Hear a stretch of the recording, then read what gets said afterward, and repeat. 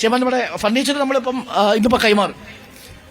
വളരെ സന്തോഷം എന്ന് മാത്രമല്ല, നമുക്ക് ഞാൻ പറഞ്ഞല്ലോ, നമുക്ക് അമ്മയേക്കാളും കൂടുതൽ നമ്മൾ സ്നേഹിക്കുന്ന നമ്മുടെ നാടിനെ, അത് നമുക്ക് മറക്കാൻ പറ്റില്ല. അവിടെ ഒരു ദുരിതം ഉണ്ടാകുമ്പോൾ നമ്മൾക്ക് എന്തുണ്ടെങ്കിലും അത് മുഴുവൻ അവിടെ സമർപ്പിക്കണം എന്നാണ് നമ്മൾ ചിന്തിക്കുന്നത്. പ്രത്യേകിച്ച് റിപ്പോർട്ടർ TV അതുകൊണ്ടാണ് ഈ വയനാടിനോടൊപ്പം, പ്രത്യേകിച്ച് ഞങ്ങൾ വയനാട്ടുകാരാണെന്ന് അറിയാലോ, നമുക്ക് ഇവിടെ ഒരു വൈകാരിക ബന്ധമുണ്ട്.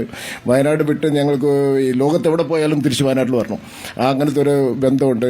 ഇത്രയും നല്ല നാടിനെ മറന്നുകൊണ്ട് നമുക്ക് ജീവിക്കാൻ മുന്നോട്ട് പോകാൻ കഴിയില്ല. അതിനൊപ്പം നമ്മളോടൊപ്പം സഹകരിക്കുന്ന എല്ലാവർക്കും ഹൃദയത്തിൻ്റെ ഭാഷയിൽ, പ്രത്യേകിച്ച് റിപ്പോർട്ടർ TVയുടെയും ഈ നാടിൻ്റെയും സമൂഹത്തിൻ്റെ എല്ലാവരുടെയും ഭാഷയിൽ നന്ദി പറയുന്നു. വേറൊന്നും.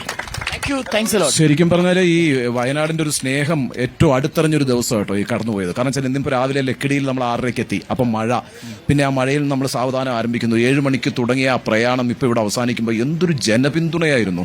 ജനങ്ങൾ വന്ന് കെട്ടിപ്പിടിച്ച് സംസാരിക്കുകയല്ലേ, അതൊക്കെ നമ്മൾ തത്സമയം കാണിച്ചുകൊണ്ടിരിക്കുക. കാരണം അവരുടെ ഒരു മനസ്സിന്റെ പ്രശ്നം, അവരുടെ ഒരു ജീവിതത്തിന്റെ പ്രശ്നം, അത് ഏറ്റെടുക്കാനായിട്ടൊരു മാധ്യമ സ്ഥാപനം എന്ന നിലയ്ക്ക് റിപ്പോർട്ടർ TV മുൻകൈ എടുത്തപ്പോൾ അതിന് കിട്ടിയ ജനപിന്തുണയ്ക്ക് ഞങ്ങൾ അങ്ങോട്ട് കടപ്പെട്ടിരിക്കുന്നു എന്ന് പറയാനാണ്. അതിനേക്കാളും കൂടുതൽ ഒരു പ്രത്യേകത ഉണ്ട്. ഭയങ്കര പാവങ്ങളാണ്, ഒത്തിരി സ്നേഹസമ്പന്നരാണ്.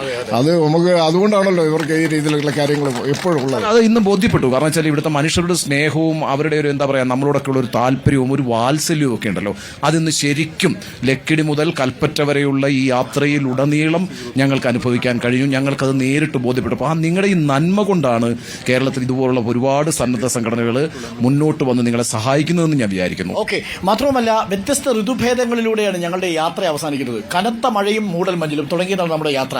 അവസാനിക്കുമ്പോൾ അന്തരീക്ഷം തെളിഞ്ഞു നിൽക്കുന്നു. ഇടയ്ക്ക് ഒളിഞ്ഞും തെളിഞ്ഞും സൂര്യൻ വന്നു, ഇടയ്ക്ക് തെളിഞ്ഞും പിന്നും ചന്നും പിന്നും മഴയും ചാറി. അങ്ങനെ എല്ലാ ഋതുഭേദങ്ങളിലൂടെയുമുള്ള ഞങ്ങളുടെ സഞ്ചാരമാണ് ഇവിടെ പൂർത്തിയാക്കിയിരിക്കുന്നത്.